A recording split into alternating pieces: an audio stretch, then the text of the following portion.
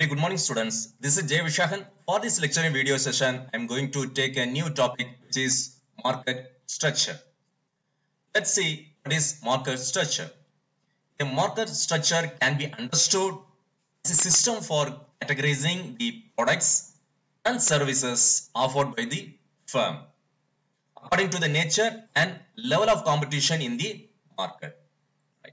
So the market structure is further classified majorly into two. First one is perfect competition and imperfect competition. So imperfect competition further classified into four: the monopoly, monopolist competition, oligopoly, and duopoly. The meaning of perfect competition. The perfect competition is a market structure. A large number of buyers and sellers are present, and all are engaged in the buying and selling of the homogeneous products at the single price prevailing in the market. For an example, agriculture markets, like the marketplace which have a large number of vendors selling fruits, vegetables, or poultry. So this is an apt example for perfect competition. Say as far as the imperfect competition monopoly is concerned, in which there is only one provider, that is a seller of a product or service. For an apt example could be Indian Railway.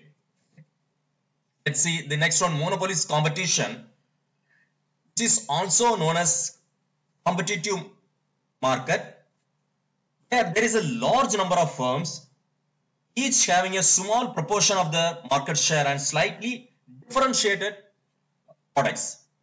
For an example, soap manufacturers. So there are n number of manufacturers available in the industry, isn't it? But each one is differentiated. Similarly for the toothpaste. So these are the apt example for monopolist competition. When you talk about the oligopoly, oligopoly is nothing but in which a market is by a small number of firms that together control the majority of the market share. So I would say that the aviation industry, right? So that is an apt example for oligopoly. The duopoly. So duopoly is nothing but a special case on oligopoly with two firms.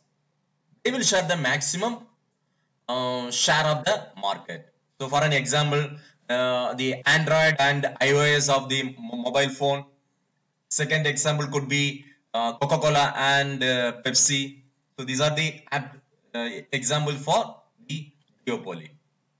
So I would be releasing a separate videos for each and every market structure, that is perfect competition, monopoly, monopolist competition, oligopoly, duopoly. Okay. So for this lecturing video, I'm just going to explain what does market structure mean and its determinants. Okay. So let's see the determinants of the market structure. So there are 7 determinants are there as far as market structure is concerned. So let's see one by one. Now first one is number of sellers. So as far as number of sellers is concerned, the determinant of market structure is the number of firms selling a particular product on the market determines the level of competition, ultimately choosing the structure of the market for a specific period. When you talk about number of buyers, the buyers decide the demand for a particular product.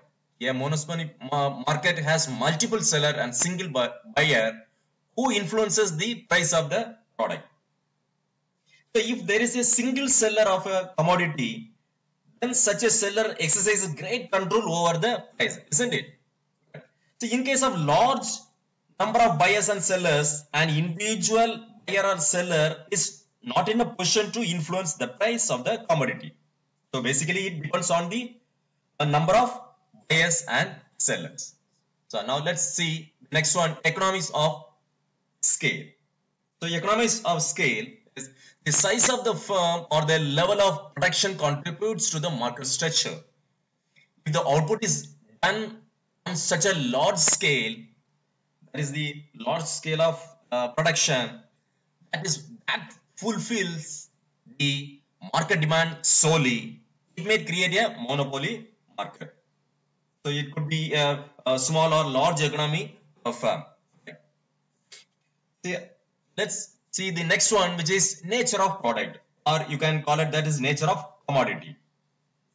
The product features determines the type of market structure to which it belongs. If the product offered by the different seller are homogeneous, homogeneous means same product, right? It lies in a perfect competition market. If it is unique and has no other substitute, it creates a monopoly in the market, right? Let's see the next one, which is entry barrier. So the profitability of a product invites the seller to enter such market. Okay. The market runs on the rule survival of the fittest, where weak firm exists and strong one will survive. Right. So in order to sustain in a market, one must have the strong, that is the survival of the fitness, in order to survive in the industry or in the firm. Right. So there are some public utility service market which run on monopoly by the government, like post office, railway, water supply, etc. So the freedom of movement of firms, if there is a freedom of entry and exit of firm, then price will be stable in the market. Okay. It's the next one, which is the mobility of goods. So easy transportation of goods from production place to the market ensures uniform price by different sellers. So there would be a stable price will be maintained, right? So government intervention. Some markets are indirectly controlled by the government. Right?